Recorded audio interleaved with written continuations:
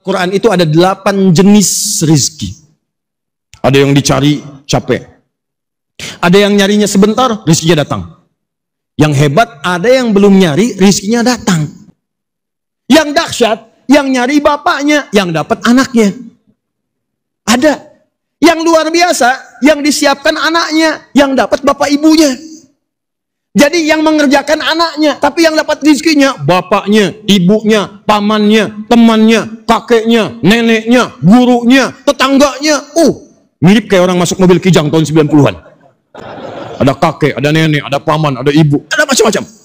Dan hebatnya bukan cuma di dunia, saat di akhirat dia akan menggandeng bapak ibunya, pasangannya, anak cucunya, semua diparadekan dibawa ke surga. Orang ini di pimpinan masuk surga, disambut oleh para malaikat, mengatakan salamun alaikum bima sabartum. Selamat, Anda bisa masuk surga. Dan surganya bukan surga biasa. Dia akan masuk surga dari semua pintu surga.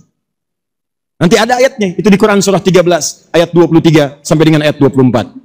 Nah, sekarang balik lagi, apakah siap kita mengamalkan amalan ini? Ingin bahagia di dunia? Ingin masuk surga di akhirat?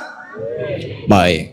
Kalau amalan itu diturunkan ke dunia, kita ingin mendapatkan kebahagiaan dunia, maka Allah membedakan kalimatnya antara surga dengan dunia. Surga disebut dengan sa'id. Kalau Anda ingin mendapatkan bagiannya di dunia, maka dirubah kalimatnya oleh Al-Quran dengan nama falahun. Falah. Tahan. Kalau kebahagiaan di surga namanya apa tadi? Sa'id. Kalau di dunia apa? Falah. Tahan sebentar. Kalau kebahagiaan ini sudah kita raih, pegang, genggam. Mau dilepas tidak? Misal, Anda bahagia saat mendapatkan harta. Kalau sudah dapat harta, mau dilepas lagi tidak? Tidak. Anda bahagia saat mendapatkan kedudukan. Kalau sudah dapat, mau dilepas? Tidak. Anda bahagia ketika mendapatkan pasangan. Kalau sudah mendapat, apa mau dilepas? Tidak. Aflah itu artinya kebahagiaan dunia yang sudah dipegang dan nggak mau dilepas. Anda sudah pegang tuh, jangan pernah dilepaskan. Bagaimana cara mendapatkan kebahagiaan di dunia? Dan kebahagiaan itu akan mengantarkan kita mendapatkan surga terbaik di akhirat. Kalau sudah dapat, jangan lepaskan. Bagaimana caranya? Maka diturunkan langsung satu surah. Surahnya ada di surah ke-23 ayat 1 sampai dengan 9. Nah, paling kanan kita lihat sini, Quran surah ke-23 ayat 1 sampai 9. Yuk lihat baik-baik, pelan-pelan. Ini kita masuk ke intinya nih. Ada ayatnya? Qad aflahal mu'minun. Ada kata aflahnya di situ? Ada.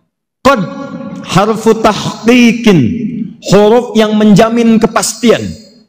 Kalau diterjemahkan dengan ilmu nahwunya, maka diartikan qad aflahal mu'minun, pasti.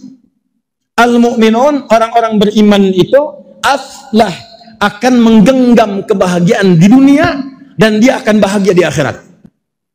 Jadi kata Allah, cukup Anda ini beriman. Kalau Anda betul-betul beriman, maka Allah akan jamin orang beriman tuh dunianya bahagia, akhiratnya bahagia. Makanya ketika dia berdoa di dunia, orang beriman itu doanya beda. Doanya diberikan oleh Allah bahagia dunia akhirat. Silakan buka Quran surah kedua Al-Baqarah ayat 201, 201 paling kanan sebelah bawah. Itu orang-orang beriman ketika berdoa langsung disebut oleh Allah. Doanya kita hafal sebetulnya. Cuma mungkin ayatnya belum ditemukan. Bahkan Anda punya istilah sendiri.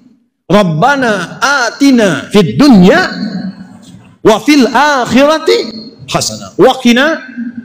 Ya Allah, berikan kami kenikmatan, kebaikan, kebahagiaan di dunia. Juga berikan kebahagiaan di akhirat. Jangan sampai di dunianya kami nikmat, tapi di akhirat kami sengsara. Doa apa itu? Oh, sapu jagat. Cuma orang Indonesia yang bisa. Dunianya baik, akhiratnya mulia. Bagaimana cara mendapatkan itu? Lihat baik-baik. Karena ada orang yang kalau Anda baca ayat sebelumnya, faminan nasi may yaqulu rabbana atina fid dunya wa ma lahu fil akhirati min khalaq. Ada orang yang cuma dunia aja, yang penting dunia hebat, kendaraan bagus, makan enak, rumah mewah, kendaraan luar biasa. Yang penting dunia, akhirat bagaimana nanti? Ada yang cuma dunia saja. Nah, itulah orang-orang yang orientasinya nggak punya iman. Ini mesti beda. Kalau Anda orang beriman, mesti beda dengan yang belum beriman. Yang belum beriman tuh cirinya gampang, cuma senang dengan dunia, nggak peduli dengan akhirat. Orang beriman mesti beda. Dunianya sukses, akhiratnya pun luar biasa bahagia. Di sepanjang Anda beriman, ayo sukses. Kata Quran, kaya, jangan nanggung, kaya. Sebab dengan kekayaan itu Anda bisa zakat. Anda bisa infak.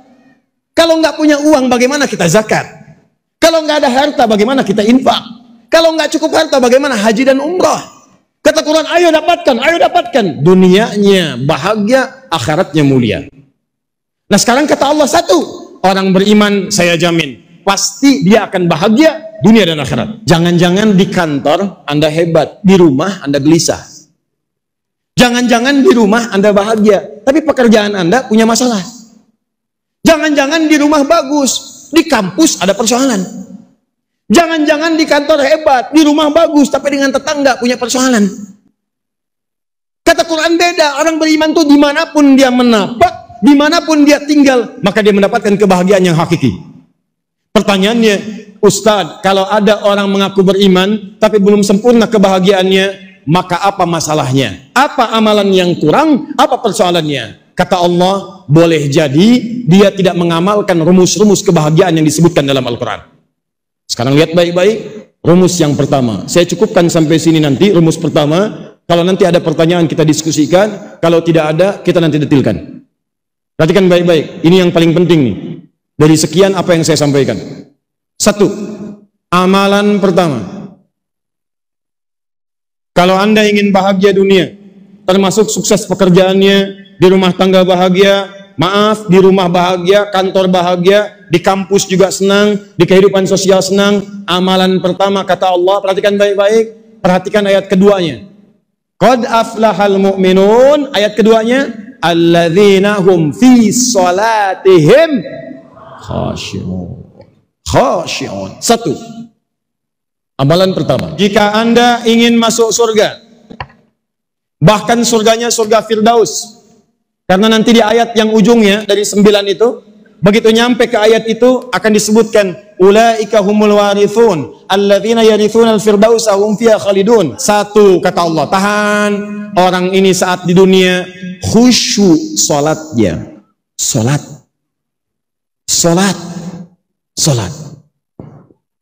Nih. Awas, hati-hati. Fokus. Jadi kalau Anda ingin bahagia dunia dan juga mulia akhirat, maka amalan pertama apa kata Allah? Salat, Pak. Bu, salat. Jadi yang dikejar-kejar itu bukan cuma, mohon maaf, jabatan, harta. Orang sekarang banyak yang salah. Pengen bahagia, banyak mengejar harta. Nih saya kasih tahu ya, rizki kita itu sudah diatur oleh Allah. Anda tinggal bergerak saja, rizki diberikan. Dan tidak akan pernah berkurang, pas ukurannya. Itu ada ketentuannya di Quran.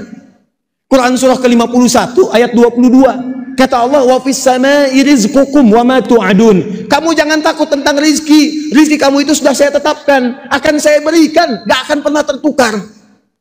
Boleh ada putri yang tertukar, ada. Menteri yang ditukar, ada.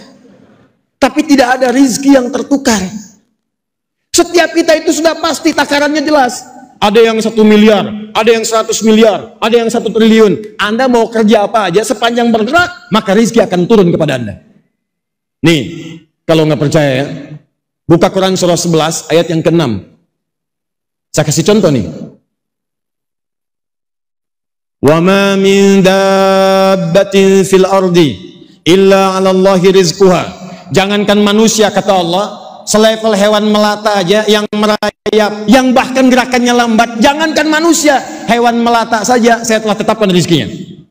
Hewan tidak punya akal, tidak punya takwa, rizkinya ada. Apalagi kalian manusia, jangan takut tentang rizki, kata Allah, pasti ada. Ibu tahu cicak? Antum ikhwan tahu cicak? Bagaimana cara berjalannya? Di mana adilnya Allah? Cicak cuman merayap di dinding, tapi makanannya nyamuk, bisa terbang. Makanannya punya sayap, yang mau makan nggak punya sayap. Anda bayangkan kalau nyamuknya punya akal dan dia jenius, itu cicak jadi mainan. Cicak, cicaknya merayap di dinding sana, nyamuknya di tengah-tengah kubah. Cicak, ayo tangkap, ayo tangkap. Tapi memang hikmah Allah menjadikan nyamuk tidak punya akal, cicak pun tidak punya akal. Dua-duanya tidak punya takwa. Yang paling hebat, Allah hanya memerintahkan pada cicak, kamu cukup merayap, maka saya akan datangkan nyamuk kepadamu. Lihat kalimatnya, orang tua kita mengajarkan dulu kalimat-kalimat indah dalam lirik. Cicak-cicak di dinding, diam-diam. Cicak itu cuma menunaikan perintah Allah. Kata Allah, cicak merayap, walaupun cuma diam-diam, maka dia merayap diam-diam. Cicak-cicak di dinding, diam-diam. Datang seekor, perhatikan, bukan cicak yang mendatangi nyamuk, tapi nyamuk yang mendatangi cicak. Kenapa? Karena cicaknya merayap. Kalau cicak yang nggak mau merayap, nyamuknya nggak akan datang. Allah perintahkan pada merayap pun dia datang seekor nyamuk. Bukan cicak yang mendatangi nyamuk, nyamuk mendatangi cicak.